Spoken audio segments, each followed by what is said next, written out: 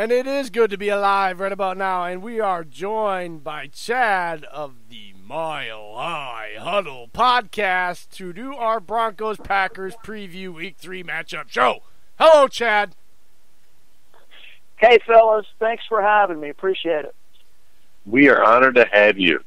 Oh, well, thanks for joining. Now, before we get started with anything else, all of our first-time guests are afforded what we call brag time.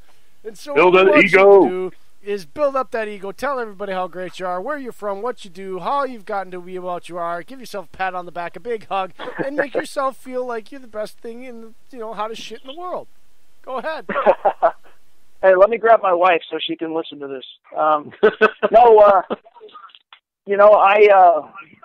one of these blogger guys that lucked into a really cool career. I just started out blogging as a really passionate fan many years ago, and it grew into a following, and then it grew into a website, and so now I've been the publisher of MileHighHuddle.com for about 6 years now, and we are on the Sports Illustrated Maven Coalition Network, and things are really going well. So I cover the Broncos every day, and do a podcast covering the Broncos every day. So I'm a busy guy.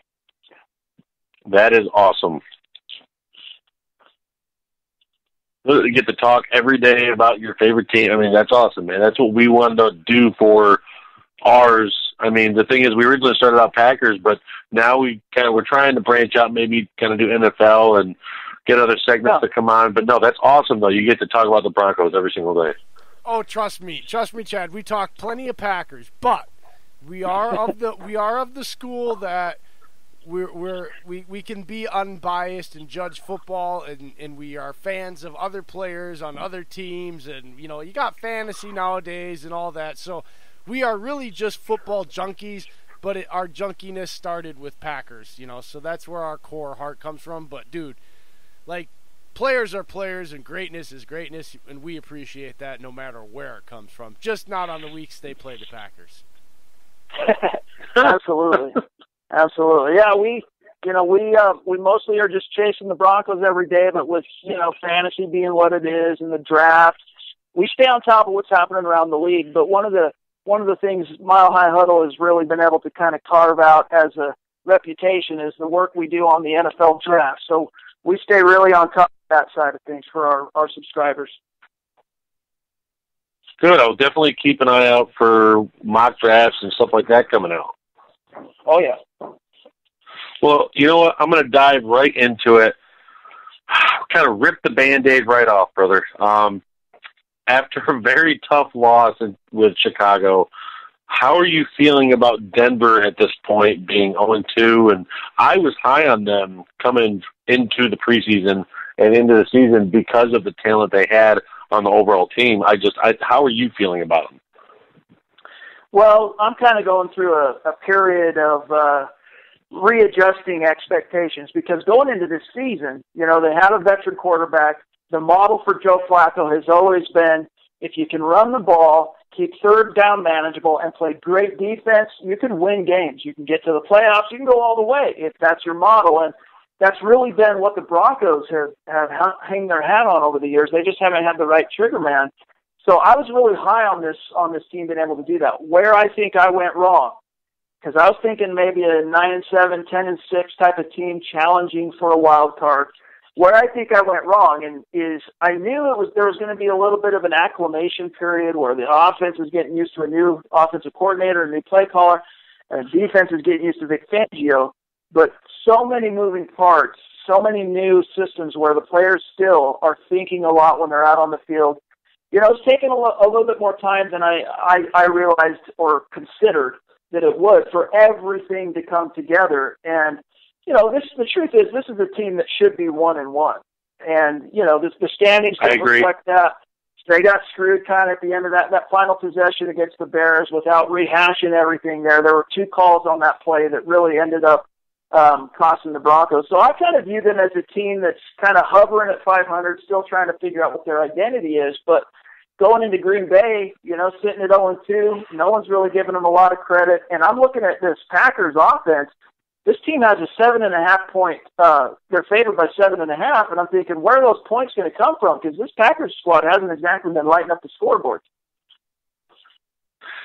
Yeah. Well, I'm going to jump in there right away. And here's the thing, because before you were on, I had a feeling you were going to jump in. When we were filling airtime and just monkeying around and getting all crazy, Chad, we had a conversation about this, and I have been on this thing for the last 2 weeks. They're not getting over. Well, I was wrong the first week, but after that, they're not getting over 24 points. I still don't see the Broncos this week getting over 24 points because, despite the lack of offensive production, the defense has averaged 9.5 points.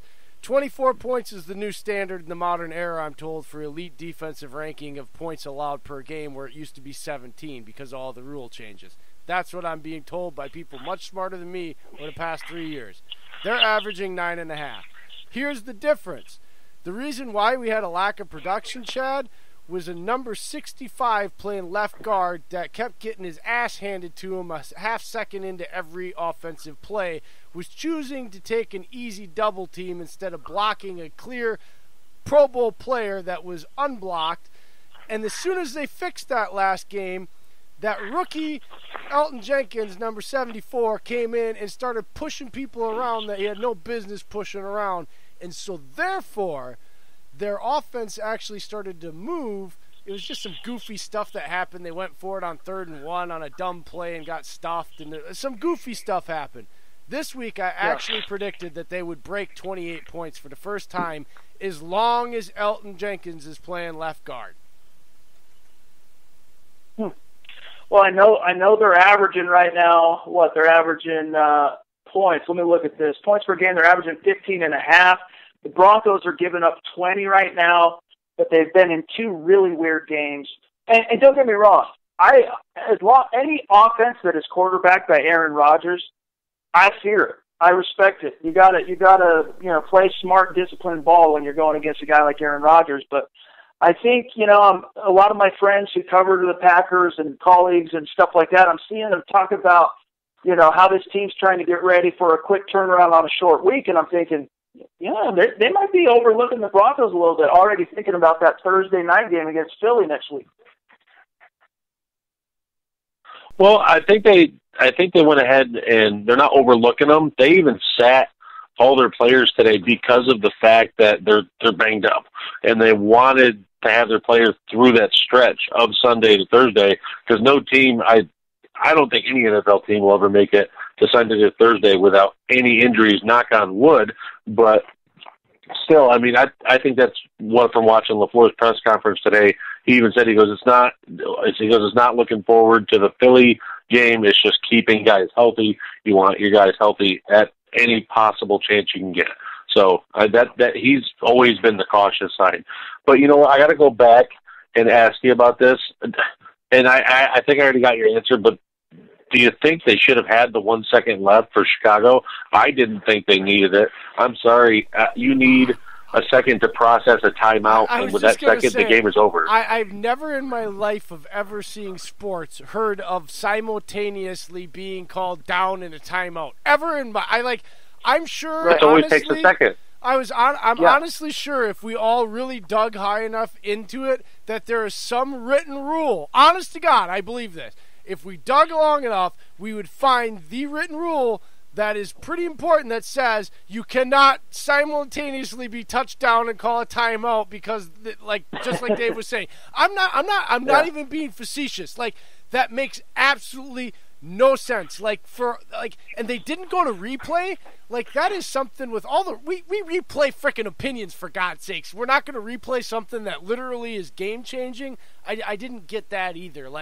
It could have been pretty easy to see, well, yeah, he's touched down, but his fingers aren't actually at the tee until the clock is touching 0 and, the whistle's not blowing. I don't think it was that hard when we review all this other crap. Well, let me read to you guys. This isn't something I normally do when I guest on a podcast, but let me tell you what Vic Fangio said, and I think there's some truth to what he's saying. I mean, the refs called it the way they did. They bailed Chicago out. And the Broncos shouldn't have allowed that 25-yard completion on 4th and 15 that put him right there. But here's what Fangio said when he was asked directly did you think there was 1 second left on the clock in that final play? He said, quote, I don't think there was. They're assuming a lot there, and they will tell you that there has to be lag time. He went down at 1, and nothing in life and in the world happens simultaneously. There is a lag time there, and they didn't deem there was lag time there, close quote. So, but at the same time, he went on to say later on in that same presser that, look, we allowed them to be in that situation, and they didn't get any help from the refs. A few plays the before. 15-yard penalty from Bradley Chubb didn't help, and that was a horrible call. That was a legal hit. Yep. So it was a heartbreaker, really. It really was, because that Broncos offense had been struggling to find traction. They finally punch it in. Vic Fangio has the cojones to go for 2 instead of trying to tie it. He goes for the win with 31 seconds, and they convert. You think, oh my goodness, he finally got his first win as a head coach, and then that defense. And I'm telling you, they've been without Bryce Callahan now 2 weeks in a row, and Bryce Callahan was supposed to be the glue. Callahan was supposed to be the interpreter. Top-rated nickel corners throughout the whole league last year.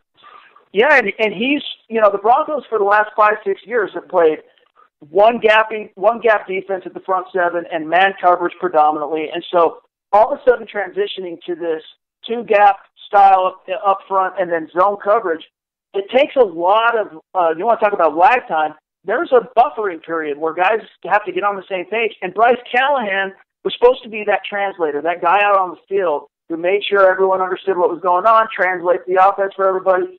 If he's out on the field on that 4th and 15, I don't think Allen Robinson ends up wide open in the middle of the field, but who knows? Who woulda, shoulda, coulda? It's like my grandpa always said, ifs and buts were candy and nuts, we all would eat our fill. And it's just the way the cookie crumbles. Yeah, and that thing, I wasn't trying to get into it. I wanted to get your opinion on it. Euphemisms right there. That was incredible. I know. Well, you know what, though? Even though it was a loss, what positives did you take out of it? Well, I'll tell you what. The biggest thing is, on the offensive side of the ball, the Broncos, they basically, in 8 quarters of play so far this year, they've executed for a grand total of 2.